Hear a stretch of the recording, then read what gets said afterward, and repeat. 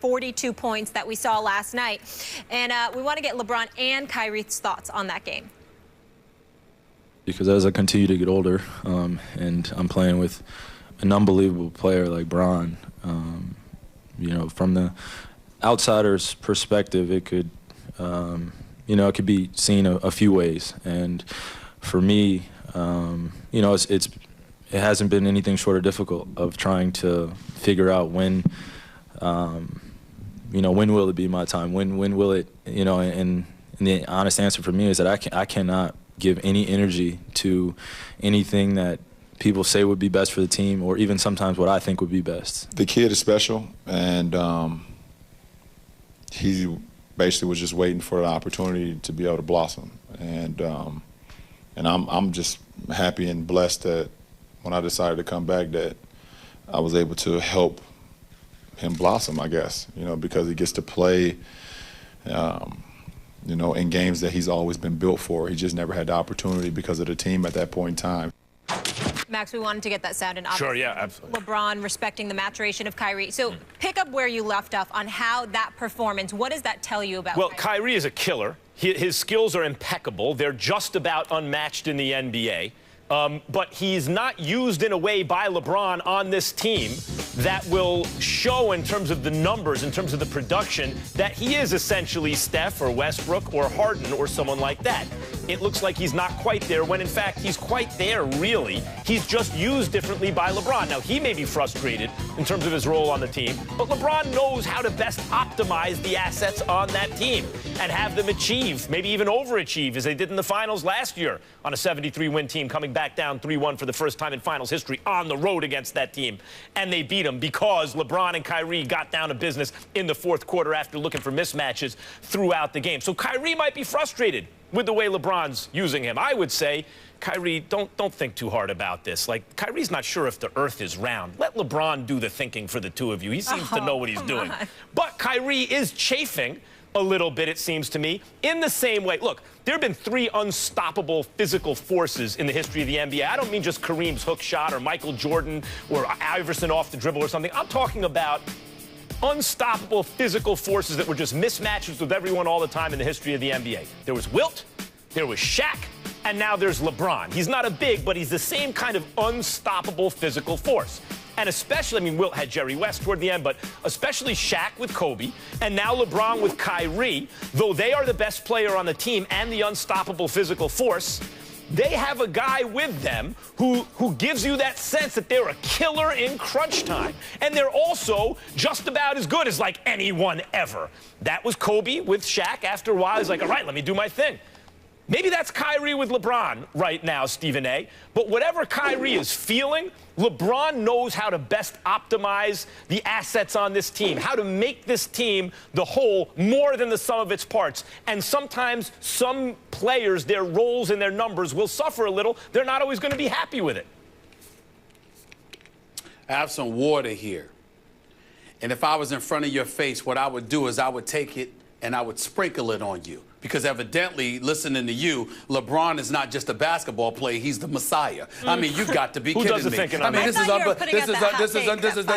is unbelievable. Let me tell you something right now. LeBron James is the best basketball player in the world. He's absolutely brilliant on the basketball court. He's a lot of things. He will never be accused of being a closer.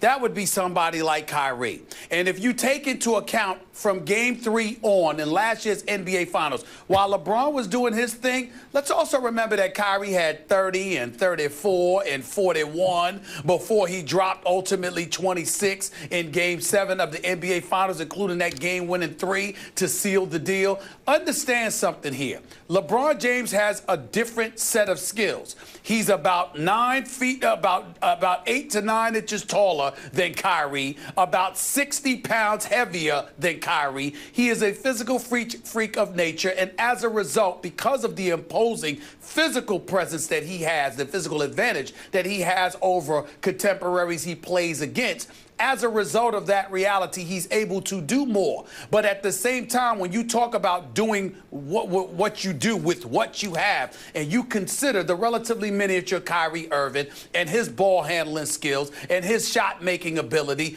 and then you couple that with his mentality, Kyrie isn't just some sidekick that, oh, okay, LeBron, please guide me to the promised land. Kyrie is somebody that is capable of taking LeBron there as well. Last night was a perfect example. Yeah, LeBron had his 34 plus. But the question is, would he have had it not been for Kyrie turning it on and doing the kind of things that he was doing and picking Boston apart and slicing through their defense and making them look relatively helpless? These are the kind of things that you got to ask yourself, Max, because what Kyrie is very, very gifted at doing, and LeBron is very gifted at doing. Kyrie is very gifted at closing, and LeBron is very gifted at benefiting from it. It's not to take anything away from the greatness of LeBron James, because that's not to be questioned. But at the same time, that level of aggression, that level of poise, and the kind of things that come with seizing the moment. Kyrie Irving is somebody who takes it and is more comfortable with it. LeBron has to be prodded and pushed towards it. Helps There's a LeBron. difference. LeBron is the beneficiary of Kyrie's presence, no question. Well, it's nice to hear you say that. Not to the extent that Kyrie is the beneficiary of LeBron's presence. Not even close. Not in the same universe. Kyrie LeBron is a beneficiary. Much more a beneficiary of playing with LeBron than vice versa. Now, I mean, LeBron can win with other dudes other than Kyrie. Kyrie has never shown the ability. Not if they can't close. Kyrie is not if they can't close. I mean, he won 2 championships in Miami. Kyrie won there. Who was the teammate? Yeah, was Dwayne Wade the closer on that team? By reputation, yes, but in the actual finals? Oh, let me tell you something right now. You had Ray Allen on that team. Yes. You had Dwayne Wade. Dwayne Wade had those Kyrie moments from time to time of course. with He's LeBron on the court. Okay, all right. So all I'm saying to you is that if LeBron's real brilliance, Max, is who he picks his teammates. Okay, that's his real brilliance. Except that when LeBron was on the Cavs, they went to the finals with no one else on the team. When he left, they were a lottery team every single year. It's the reason they have Kyrie Irving. Then he goes to Miami. He creates a super team there. It's not just him alone, but clearly he is the driving force. They win 2 more championships, go to 4 finals, win 2 championships. Did he choke in the first one? Choke? Absolutely in Miami. He choked and cost them that finals. He learned from it, got better. Is he a closer in terms of scoring the ball in the last few seconds that Kyrie is? No. But in every other way, he is the far, far superior player. Far superior. Well, first of all, no one's questioning. Once again, you say, but once again, Captain Obvious, you're saying the same. Nobody's questioning the greatness of LeBron James. What I'm saying what I am saying is without Kyrie, LeBron by himself can get almost all the way there. Kyrie puts him off over the top. Almost. But without LeBron on the court, Kyrie can't even win regular season games. Losing record his entire career. Well, it is true. I believe if they built the team around him, he could win, but he doesn't win without LeBron. Whoa, you can't say that. Why? It's a fact. Listen, take LeBron off Cleveland. Yes. They're not competing for a championship. This is still a playoff team without LeBron. Stephen A., but I agree because I think the dynamic of the team would change. But the fact of the matter is... You keep bringing up Kyrie before LeBron, but Kyrie didn't have a team before LeBron. They have a losing record. There was no Kevin Love. Since LeBron's joined the team, when he doesn't play, they have a losing record. Kyrie's on the court. LeBron's not. They lose more than they win. That's not a playoff team. So that is a playoff team. That is a playoff team. Demond Shumpert, J.R. Smith, Kyle Korver, Darren Williams, Kevin Love, Tristan Thompson, and those boys in the Eastern Conference. I agree. They're a playoff team. They're not much else.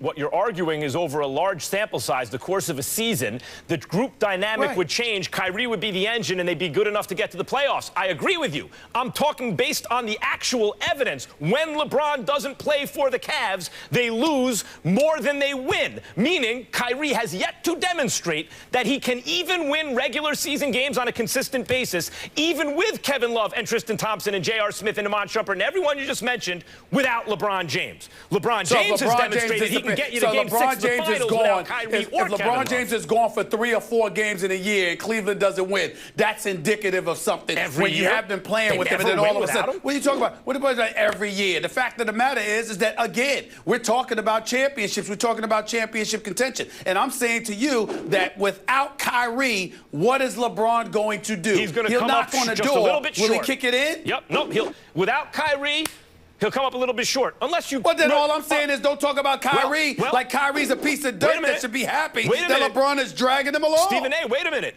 Unless you replace Kyrie with like 15 other players I could think off the top of my head, then they'd be virtually the same. But if you replaced him with any other player in the league, they don't whiff a championship with this roster. What does that mean? Whiff a championship? I'm sorry. I think if LeBron wasn't on Cleveland, I think if LeBron wasn't, listen, I think that so now it's a maybe. First it's nobody. Now we got a maybe. Look at you dancing already, Fred Astaire, dancing already. Kawhi Leonard.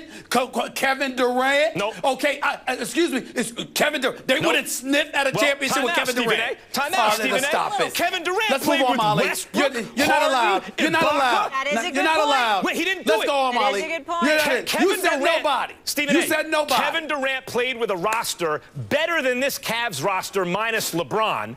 Last year on the Thunder didn't get to the finals. Different pieces. Oh, it's just this exact configuration. No. I'm sorry. You have to. You're supposed to know basketball, okay? The fact of the matter, Oakland. Apparently you don't. We don't have time to stick each other's cards, guys. We got to leave it there. Game 5 tomorrow at the Garden.